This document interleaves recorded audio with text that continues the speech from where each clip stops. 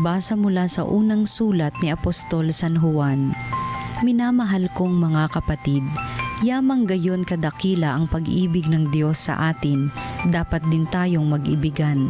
Walang taong nakakita sa Diyos kailanman, ngunit kung tayo'y nag-iibigan, nasa atin siya at nagiging ganap sa atin ang kanyang pag-ibig. Nalalaman nating nananatili tayo sa Diyos at siya naman sa atin, sapagkat pinagkalooban niya tayo ng kanyang Espiritu. Nakita namin at pinatototohanang sinugo ng Ama ang kanyang anak bilang tagapagligtas ng sanlibutan. Ang nagpapahayag na si Jesus ang anak ng Diyos ay nananatili sa Diyos at ang Diyos na may nananatili sa Kanya. Nalalaman natin at pinananaligan ang pag-ibig ng Diyos sa atin. Ang Diyos ay pag-ibig. Ang nagpapatuloy na umiibig ay nananatili sa Diyos at nananatili naman sa Kanya ang Diyos. Ang pag-ibig ay nagiging ganap kung hindi natin kinatatakutan ang araw ng paghuhukom, sapagkat tayo'y tulad ni Kristo kahit nasa daigdig pang ito. Walang kalakip na takot ang tunay na pag-ibig, sapagkat pinapawi ng pag-ibig ang anumang pagkatakot. Hindi paganap ang pag-ibig ng sinumang natatakot, sapagkat ang takot ay kaugnay ng parusa. Ang salita ng Diyos.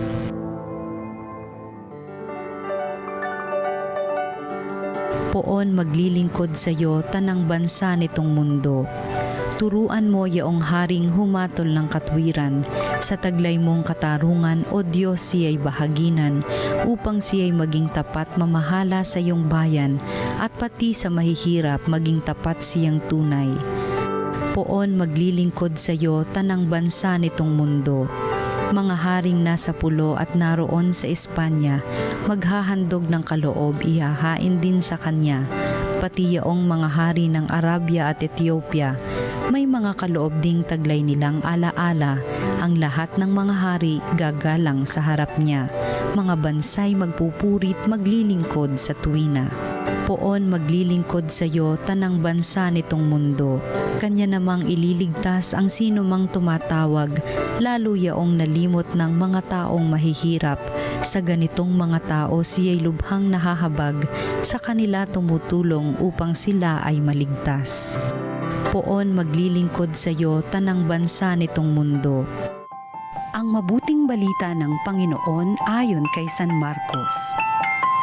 Matapos mapakain ang 5,000 lalaki, agad pinasakay ni Jesus sa bangka ang mga alagad at pinauna sa Betsaida sa kabilang ibayo ng lawa, samantalang pinauuwi niya ang mga tao. Pagkaalis nila, siya'y umahon sa burol upang manalangin. Sumapit ang gabi. Nasa laot na noon ang bangka, samantalang si Jesus ay nag-iisa sa katihan.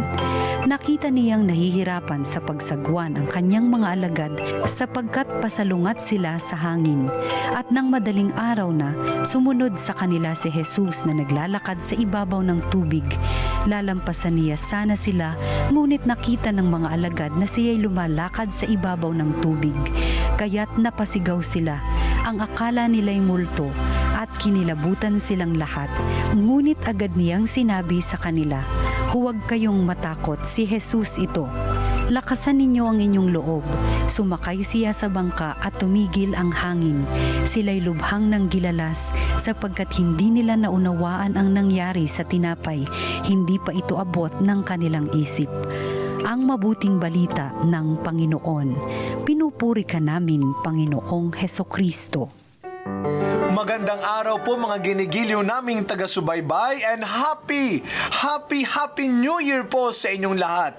Kami po sa TV Maria ay patuloy na bumabati sa inyo ng isang ligtas, masagana at punong-puno ng pag-asa na bagong taon. Kahit na tayo po ay nanggaling sa masalimuot na karanasan dahil sa mga bagyo, dahil sa mga sakuna na pinagdaanan ng ating mga kababayan ngayon na hanggang ngayon po ay unti-unti pa rin silang bumabangon. Ang maganda, bumabangon. Hindi ko po makakalimutan nung December, doon sa isang interview sa mga naging biktima, parang hindi ko alam kung sa Bohol o Cebu, sila ay nananawagan hindi para humingi, kundi nananawagan sila sa kanilang mga kamag-anak para sabihin nilang okay lang kami.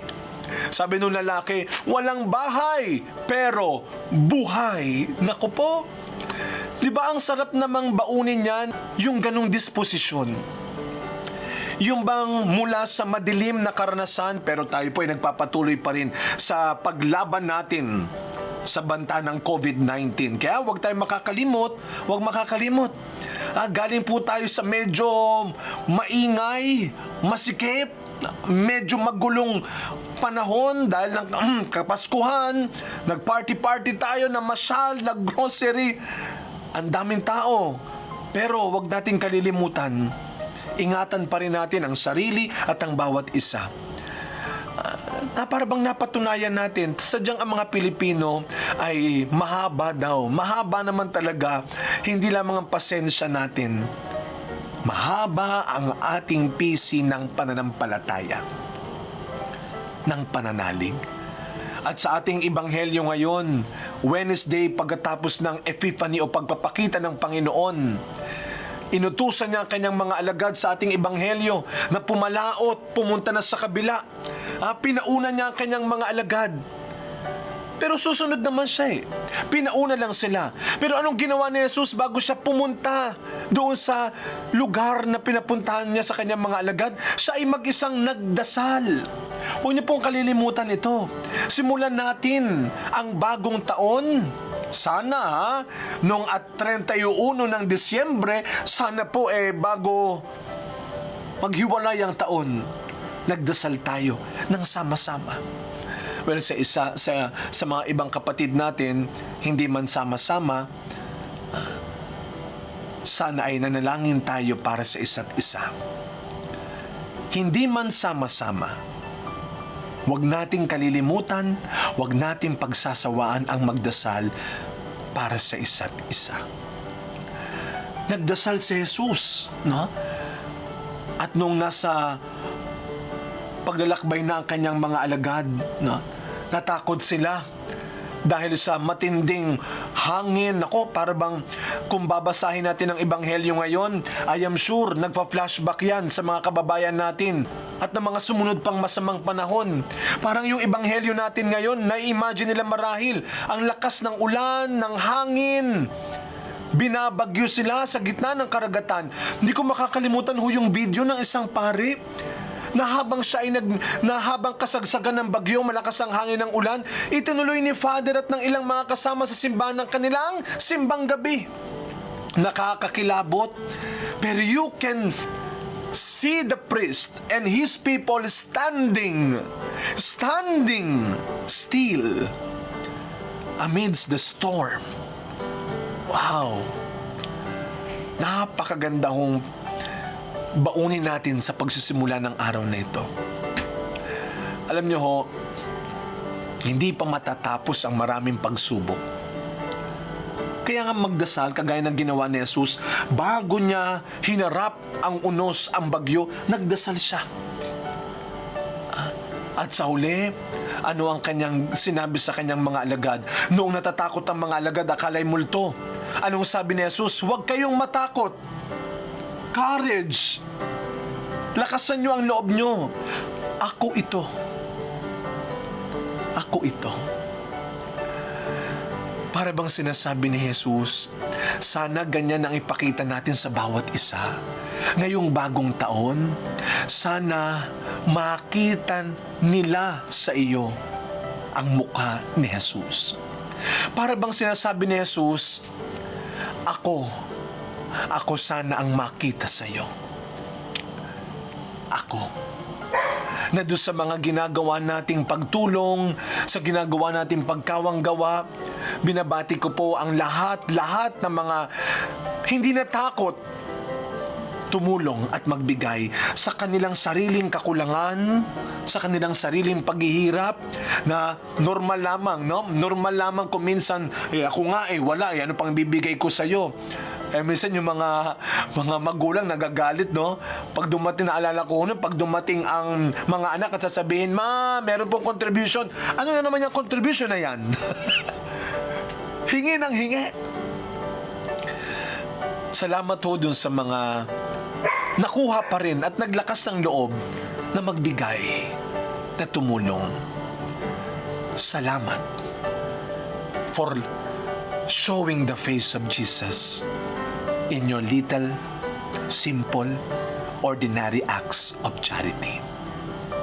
Mga kapatid, sa araw na ito, sa pagsisimula ng isang bagong taon, bumangon tayo, umahon tayo, mula sa mga nagdaang takot natin sa buhay. Takot na baka hindi natin makaya. Takot na baka mahawa tayo. Takot na baka maubusan tayo. Takot na baka tayo naman ang mawalan.